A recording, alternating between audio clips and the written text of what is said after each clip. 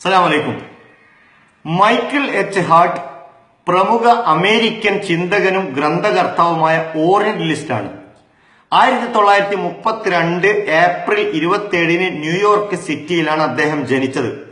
അദ്ദേഹത്തിന്റെ ഏറ്റവും പ്രസിദ്ധമായ ഗ്രന്ഥമാണ് the 100 A ranking of the most influential person in history എന്ന് പറയുന്ന ഈ പുസ്തകം 500-ലധികം പേജുള്ള ഗ്രന്ഥമാണിത്.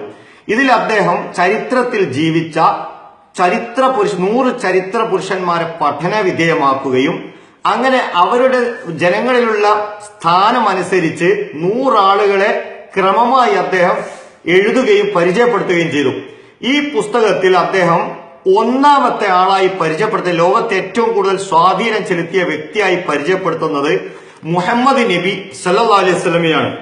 രണ്ടാമത് അദ്ദേഹം പരിചയപ്പെടുത്തുന്നത് സർ ഐസക് ന്യൂട്ടനെയും, മൂന്നാമത്തേത് ജീസസ് ക്രൈസ്റ്റ്, 4 ശ്രീ ബുദ്ധ, 5-മത്തേത് കൺഫ്യൂഷ്യസ്, 6-മത്തേത് സെന്റ് പോളിനെ പരിചയപ്പെടുത്തുന്നു. 27-ാം സ്ഥാനത്ത് അദ്ദേഹം കാൾ മാർക്സിനെയും, 53-ാം സ്ഥാനത്ത് അശോക ചക്രവർത്തിയെയും, 66-ാം സ്ഥാനത്ത് ജോസഫ് സ്റ്റാലിനെയും, അതുപോലെ തന്നെ 84-ാം സ്ഥാനത്ത് ലെനിനെയും, 89-ാം സ്ഥാനത്ത് മാവോ സേതുങ്ങിനെയും, 100-ാമത്തെ സ്ഥാനത്ത് അദ്ദേഹം പരിചയപ്പെടുത്തുന്നത് മഹാവീരയുമാണ്. അപ്പൊ ഇതിൽ 1-ാം സ്ഥാനം കൊടുത്തിരിക്കുന്നത് മുഹമ്മദ് നബിയെ പറയാനുള്ള കാരണം അദ്ദേഹം പറയുന്നു.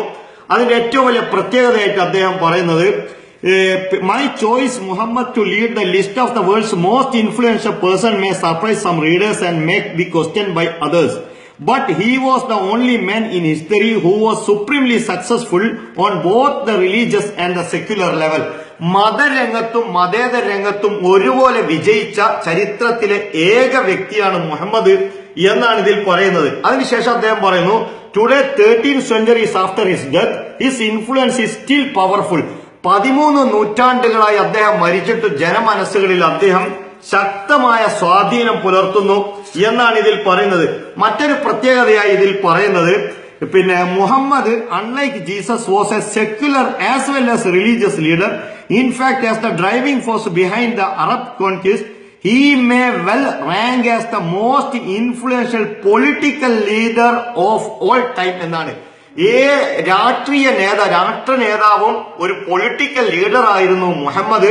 മത നേതാവ് പോലെ തന്നെ അദ്ദേഹം രാഷ്ട്രീയ നേതാവുമായിരുന്നു. എല്ലാ രംഗത്തും അദ്ദേഹം തിളങ്ങി നിന്നു എന്നാണ്. അതുകൊണ്ടാണ് ഞാൻ മുഹമ്മദിനെ 1-ാം നമ്പറായി തെരഞ്ഞെടുത്തത് എന്നാണ് ഇതിൽ പറയുന്നത്. Thank you very much.